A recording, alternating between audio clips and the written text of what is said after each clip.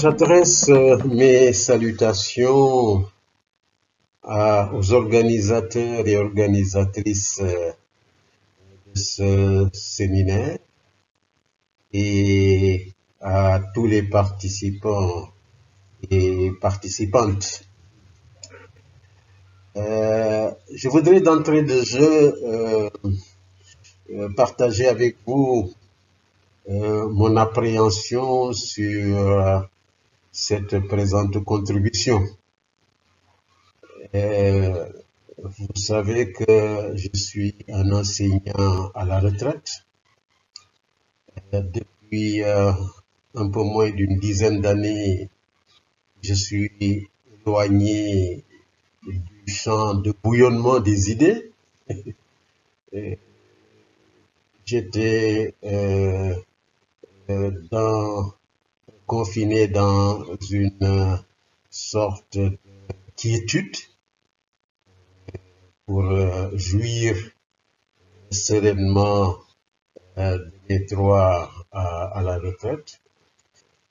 Et il y a quelques semaines, il y a une semaine plus tôt, Babacar Fall est venu troubler ma quiétude en m'informant qu'il m'a coopté pour participer à un forum sur la stratégie pour stimuler la transformation du comportement, les apports des chiffres. Alors, comme je ne peux pas me dérober parce que je suis au pied du mur, j'ai accepté. Mais comme je suis un grand paresseux, alors j'ai choisi de puiser dans une expérience récente pour élaborer effectivement cette contribution.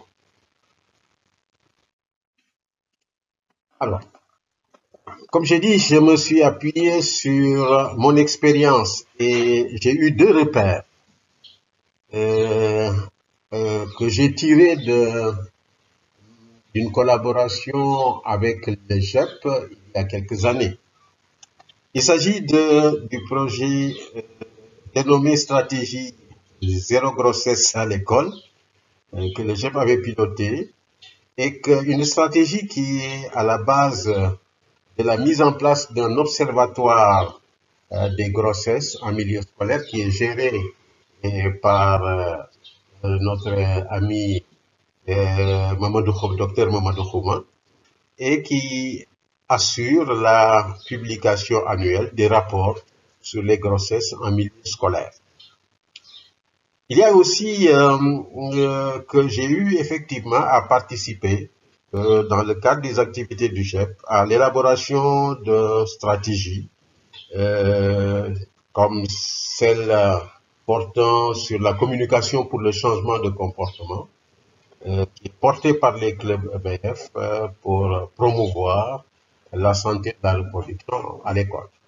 Alors, ces deux repères laissent entrevoir donc une piste qui montre ce que les chiffres peuvent servir.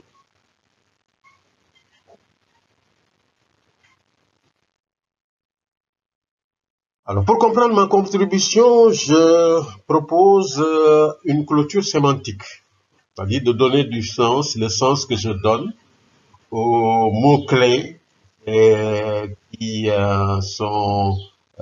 constituent, bien entendu, le thème du forum. Alors, à mon niveau, la démocratie renvoie au cadre politique d'expression de la citoyenneté. Quant à la citoyenneté, nous l'appréhendons comme le champ de jouissance des droits du citoyen et de l'accomplissement de ses devoirs.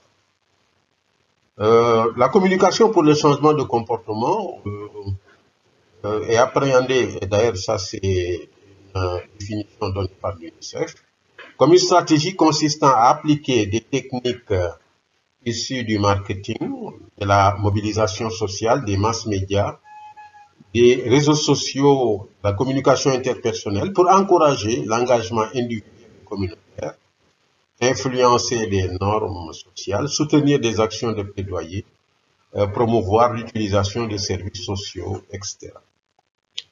Quant aux chiffres, c'est un outil pour lire, calculer, mesurer, compter, quantifier, classer, comparer, mais à des fins déterminées. Alors, sous ce rapport, nous pensons que les chiffres peuvent être utilisés pour promouvoir la démocratie. Nous trouvons ça possible, donc, et souhaitable à la fois. Alors, il s'agit d'utiliser les chiffres pour mesurer la jouissance des droits et l'accomplissement des devoirs afin de déterminer, par exemple, les violations et les manquements.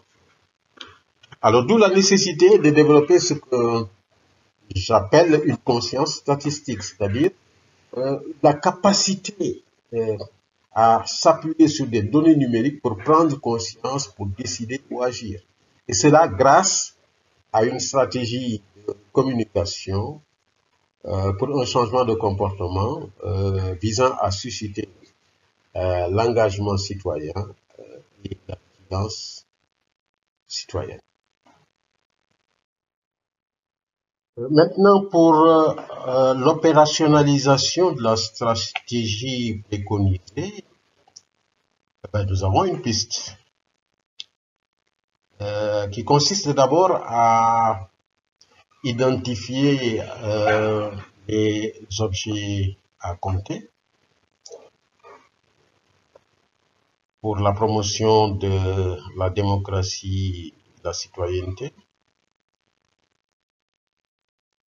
Il s'agira des chiffres portant sur la violation des droits, exemple LGBT, MGF, grossesse précoce et non désirée, l'inéquité de genre ou l'inéquité sociale.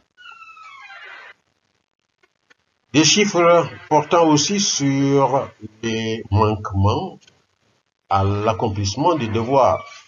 Sans être exhaustif, on peut citer les abstentions aux élections, le non-paiement des impôts et taxes et certaines infractions.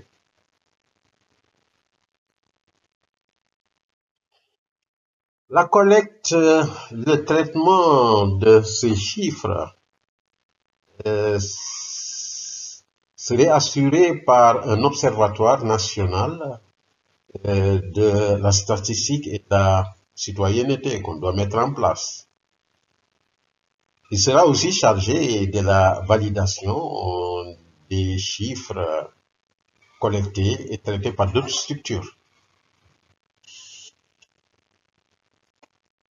Une collaboration est souhaitée entre l'observatoire et avec des ONG, la société civile, qui s'occuperait de l'exploitation de ces données dans le cadre d'une communication pour un changement de comportement, à l'image de ce que le GEP fait avec les grossesses précoces et non désirées en milieu scolaire.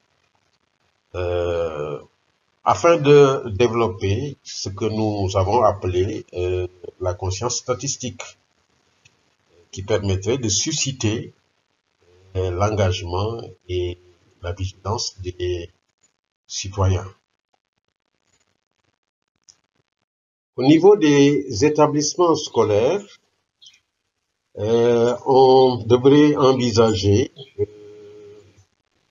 la possibilité dans le cadre de la mise en œuvre des éducations éducation aux droits humains, à la citoyenneté, à la tolérance et à la paix. Donc la mise en place de cliniques, ce que j'appelle des cliniques de la citoyenneté et de la démocratie, qui seraient des espaces pratiques et également où on pourrait développer la stratégie de communication pour un changement de comportement.